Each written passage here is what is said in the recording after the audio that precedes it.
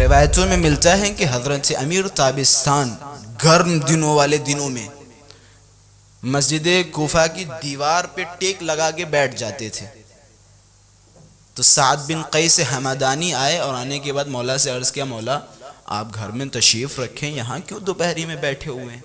تو مولا نے کہا مبادا کہیں ایسا نہ ہو کہ میں گھر پہ بیٹھا رہوں اور باہر کسی پہ ظلم ہوتا ہو, کہ ایسا نہ ہو میں گھر پہ بیٹھا رہوں اور باہر کسی پہ ظلم ہوتا ہو, یا کوئی فریاد میرے پاس لانے کے لیے تیار ہو اور وہ میرے گھر پہ نہ آ سکے, لہٰذا میں یہاں مسجد کوفہ کی دیوار پہ بیٹھا ہوں تاکہ لوگ میرے پاس فریاد لے کے آئیں.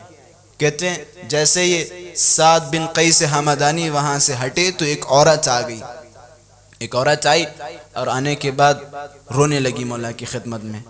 مولا نے فرمایا کیا ہوا؟ کہ میرے شوہر نے مجھے گھر سے نکال دیا اور مجھ سے کہا کہ تم گھر میں مت آنا, اگر واپس آئیں تو میں تمہیں ماروں گا, اور مارنے کی دھمکیاں دی. کہ تمہارا گھر کس طرف ہے؟ کہ ہمارا گھر اس طرف ہے, فلاں طرف ہے. مولا کے ساتھ وہ عورت اپنے گھر کی طرف گئی. مولا جیسے ہی گھر کے دروازے پہ پہنچے مولا نے دق الباب کیا. روایت کے جملے ہیں, اس میں آپ صبر علی بھی دیکھ سکتے ہیں. روایت کے جملے ہیں کہ جیسے اس جوان نے دروازہ کھولا حضرت امیر نے سلام کیا, سلام کرنے کے بعد کہا خدا سے ڈرتے نہیں ہو؟ کہ کیوں؟ کہ تم اس دوپہری میں اپنی بیوی کو گھر سے نکال رہے اور اسے دھمکی دے رہے ہو کہ میں تمہیں ماروں گا, خدا سے ڈرو, توبہ کرو اور اپنی زوجہ کا احترام کرو. روایت کے جملے ہیں اس جوان نے بد اخلاقی سے مولا کے سینے پہ ہاتھ مارا اور کہ تم کون ہوتے ہو ہمارے بیچ میں پڑھنے والے؟ مولا خاموش کھڑے. پھر مولا نے سمجھایا, مولا کافی دیر سمجھاتے رہے, وہ بد اخلاقی سے مولا کے ساتھ کلام کرتا رہا.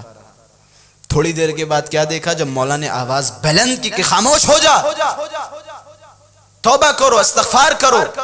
روایت کے جملے ہیں اطراف میں جو لوگ رہتے تھے وہ آ گئے, اور آنے کے بعد سارے کے سارے مولا کو سلام کرنے لگے, السلام علیکہ یا امیر المؤمنین یا خلیفۃ اللہ. تو جب اس جوان نے دیکھا تو وہ پریشان ہو گیا کہ آپ ہی کوفے کے امیر ہیں؟ مولا نے کہا نعم میں امیر ہوں. فوراً مولا کے قدموں پہ گرا کہ مولا مجھے معاف کر دے. مولا نے کہا میں نے تجھے معاف کیا, میرے خدا نے بھی معاف کیا. یہ عدالت علوی ہے.